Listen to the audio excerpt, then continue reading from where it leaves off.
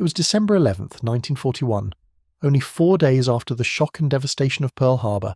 when American commanders across Washington found themselves confronted with a second, equally momentous piece of news, one that spread through the halls of the White House and the corridors of the War Department with the cold precision of a telegram but the impact of a thunderclap.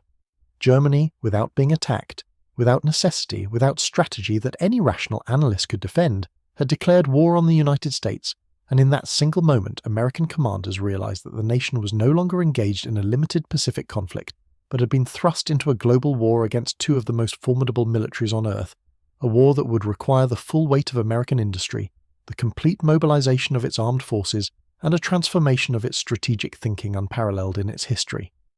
And as news of Hitler's declaration raced across military offices, the initial reaction was not panic, but a sober, chilling understanding that the conflict America thought it might be able to contain in Asia had erupted into a two-front struggle that would dictate the course of the century, and commanders such as General George C. Marshall, Admiral Ernest King, and the various chiefs of the Army and Navy understood instantly that this was a moment that would reshape the American military machine permanently.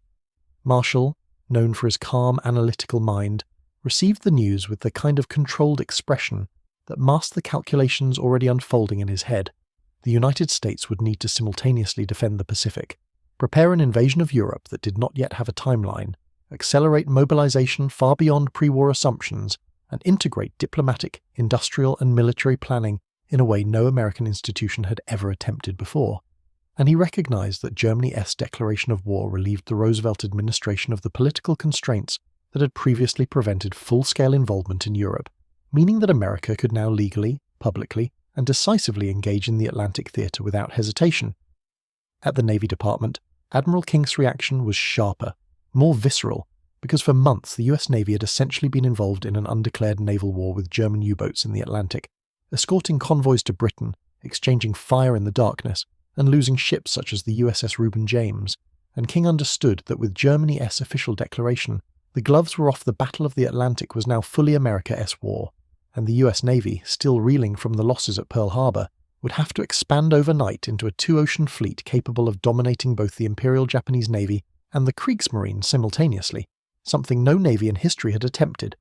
Meanwhile, inside the newly built Pentagon, which was not yet fully operational but already functioning as a command nexus, senior staff officers traded glances of solemn recognition, because this declaration of war meant that the grand strategy President Roosevelt had long envisioned Germany first was now a reality, and American forces would soon be coordinating planning with British and Soviet counterparts to contain and eventually crush the European Axis, a task that would require not just ships and tanks, but a logistical miracle, an industrial revolution, and the rapid training of millions of young men who only weeks earlier had never held a rifle. And as American commanders gathered for emergency meetings, the gravity of Germany's decision became clearer.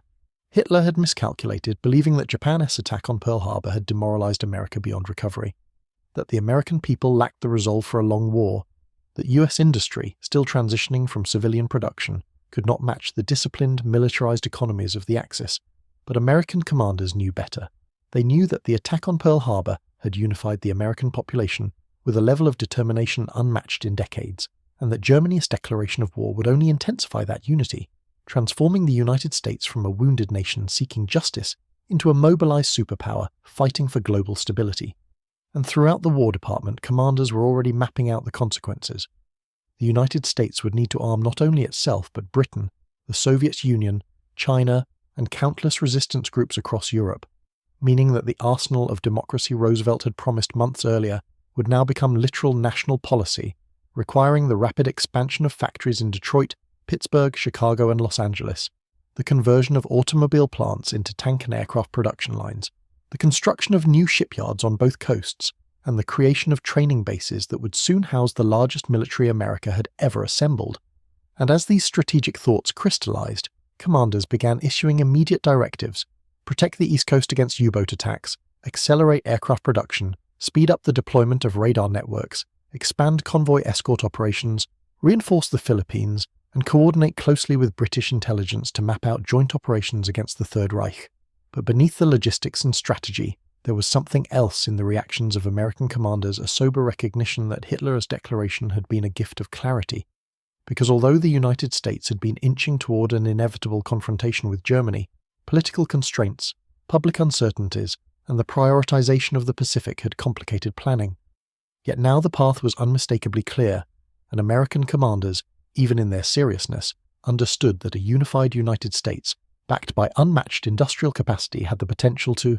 overwhelm the Axis powers through sheer attrition, production, and coordination. And so, as evening fell on December 11th, 1941, and President Roosevelt addressed Congress to confirm that the United States considered itself in a state of war with Germany, American commanders dispersed into their respective commands with a shared understanding that the nation had entered the largest conflict in its history, one that would require sacrifice, innovation, and relentless resolve. Yet they also understood with quiet confidence that this war, though vast and terrifying, was ultimately winnable, because Hitler had fundamentally misunderstood the character, capability, and determination of the United States, and by declaring war he had unified a nation that once awakened possessed the industrial strength, manpower, and strategic discipline to reshape the world order and ensure that the forces of fascism would not prevail. And thus the reactions of American commanders were not marked by fear or hesitation, but by a resolute acceptance of the immense task before them, a task they began undertaking that very night, setting in motion the plans, mobilizations, and alliances that would ultimately lead the United States to dominate both the Atlantic and Pacific theaters, defeat two global empires, and emerge as the central military and economic power of the post-war world. In the days and weeks following Germany's declaration of war on the United States, American commanders confronted the full scale of the challenge ahead, and the seriousness of their reactions reflected both the magnitude of the conflict and the disciplined, methodical approach that would become the hallmark of the American war effort. For although the shock of Pearl Harbor had intensified national resolve, the entry into a global, two-front war required a strategic transformation unprecedented in American history, forcing commanders to build from the wreckage of a battered Pacific fleet while simultaneously projecting force across the Atlantic, cooperating with foreign militaries, and mobilizing the largest industrial effort the world had ever seen. And as General George C. Marshall and Admiral Ernest King convened with their staffs in emergency strategic sessions, the reality settled in that the United States would need to coordinate with Britain on virtually every aspect of the European conflict, from shipping to intelligence to industrial output, meaning that American commanders had to abandon the isolationist instincts that had defined American military planning for decades, and adopt a global perspective that viewed battlefields not as isolated theaters, but as interconnected fronts in a unified struggle against the Axis powers. And in these early discussions, the reactions of American commanders were defined by calm determination. They recognized that Germany's military machine, experienced, disciplined, and battle-tested, was far more formidable than the Japanese forces that had struck Pearl Harbor, and that defeating Hitler's Reich would require far more than courage and patriotism, requiring instead the systematic application of industrial might, technological innovation, operational coordination, and logistical superiority on a scale never before attempted by the United States. And as intelligence reports from Britain and the Soviet Union began arriving at American command posts, revealing the extent of German advances across Europe and the brutality of the Eastern Front, American commanders understood that the Allied war effort had reached a tipping point, and that US intervention would determine not only the survival of Britain and the Soviet Union, but the fate of Europe itself. And so, throughout December 1941 and into early 1942, Marshall, King, and their senior officers shaped a grand strategy that reflected the seriousness of their reactions to Germany, as declaration, a strategy that prioritized the defeat of Nazi Germany while containing Japanese advances in the Pacific, a strategy that rested on the production of millions of tons of supplies, hundreds of thousands of vehicles, tens of thousands of aircraft, and thousands of warships, all of which required a level of industrial planning and inter-service coordination that no American institution had previously attempted. And while the US Navy scrambled to rebuild its carrier fleet and regain dominance in the Pacific, the Army focused on raising, training, and equipping a force capable of fighting sustained land campaigns in Europe,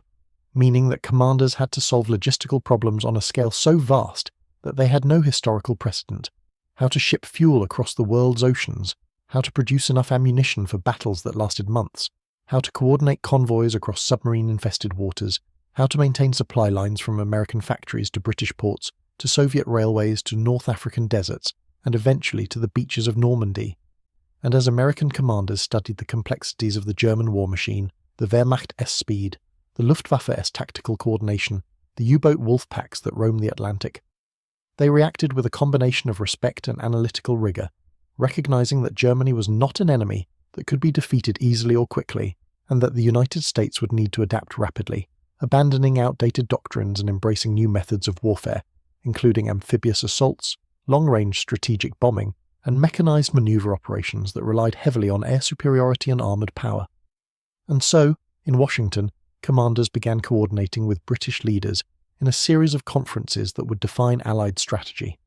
The Arcadia Conference in late 1941 and early 1942, where Roosevelt and Churchill agreed on a Europe First strategy, was shaped heavily by the input of American commanders who argued that Germany, not Japan, represented the greatest long-term threat to global stability, and that the survival of Britain and the Soviet Union depended on immediate American support, which in turn required the rapid build-up of transatlantic logistics networks, shared intelligence operations, and the construction of bases in Greenland, Iceland, Northern Ireland, and North Africa. And as these plans took shape, American commanders continued reacting with disciplined urgency to every new development. When German U-boats began sinking American merchant ships along the East Coast in early 1942, an episode known as the Second Happy Time for the Kriegsmarine Admiral King responded swiftly, implementing coastal blackouts, organizing convoys, deploying aircraft patrols, and accelerating shipbuilding programs that would eventually overwhelm the U-boat threat through sheer numerical superiority. When American troops first confronted German forces in North Africa in late 1942 and suffered a stinging defeat at the Battle of Kasserine Pass, commanders reacted not with despair but with blunt realism, issuing immediate reforms that improved training, logistics, communication, and command structures, transforming the American army from an inexperienced force into a professional, battle-hardened organization capable of defeating the Germans in Tunisia, Sicily, Italy, and eventually France. And through all of this, the steady, measured reactions of American commanders reflected their understanding that Germany's declaration of war had triggered a long, grueling conflict that would test every aspect of American military capability, from industrial production to battlefield tactics to global coordination. Yet with each passing month, the confidence of American commanders grew as factories roared to life. Shipyards launched vessels at unprecedented rates, and training bases produced disciplined soldiers who were being prepared to fight in climates and terrains from the deserts of North Africa to the mountains of Italy to the hedgerows of France. And by 1943, as American forces advanced across the Mediterranean and Allied bombers struck deeper into Germany, the initial seriousness and caution of American commanders gave way to a more assertive strategic posture, one that recognized that the United States, in partnership with Britain and supported by the Soviet Union, possessed the resources, manpower, and industrial depth to wage a global war more effectively than any coalition in history.